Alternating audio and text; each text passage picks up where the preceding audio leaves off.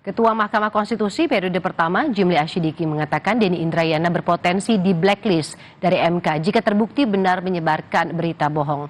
Mantan Wakil Menteri Hukum dan HAM itu bisa dilarang berperkara di MK. Sementara untuk pelanggaran yang dilakukan Denny Indrayana, Jimli menyebut tidak perlu dibawa ke ranah hukum. MK harus tegas agar kredibilitasnya tidak terpuruk.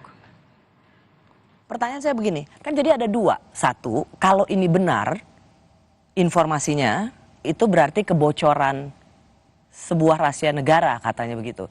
Dan pantas untuk masuk ranah hukum. Kalau Prof. Jimli lihatnya? Ya kalau dibawa ke ranah hukum, itu banyak itu. Bukan hanya soal rahasia, dia menyebarkan berita, itu hoax, bohong.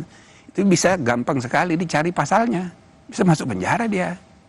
DI ini bisa masuk penjara. Apalagi kan Pak Mahfud bilang, oh, gampang cari pasalnya. Itu loh.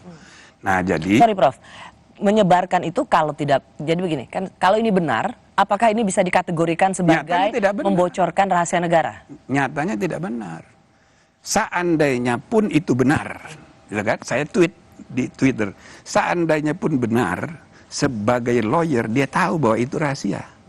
Karena putusan baru terbuka sesudah diputuskan. Jadi sebagai profesional dia tahu ini rahasia. Kalau dia bocorkan, itu etika profesional sebagai advokat itu bisa dipersoalkan. Hanya etika profesi saja. Nah, karena itu kalau menurut saya ini solusinya itu etika. Bukan ke ranah hukum. Nggak usah karena jadi panjang ceritanya. Jadi panjang dan ini kan campur aduk. Kalau Prof. Jimli melihat ini kena sanksi dari sisi etika profesi. Iya, blacklist. Di blacklist dari berperkara di MK, nggak boleh lagi. Oh, jadi Prof. Jimli lebih melihat ketegasan itu adalah bukan apa-apa harus dibawa ke ranah hukum, tapi sanksi etika profesi. Misalnya seperti Denny Indrayana yang juga berprofesi sebagai pengacara di Mahkamah Konstitusi, Prof. Jimli melihat yang paling efektif adalah di blacklist. Ya. Tapi maksudnya yang bersikap membuat seorang Denny Indrayana atau advokat lainnya di blacklist dari sidang-sidang MK itu siapa? Ya MK. Rapat RPH MK, kode etiknya dipanggil dikonfrontir antara pihak DI dengan yang disangkakan narasumber.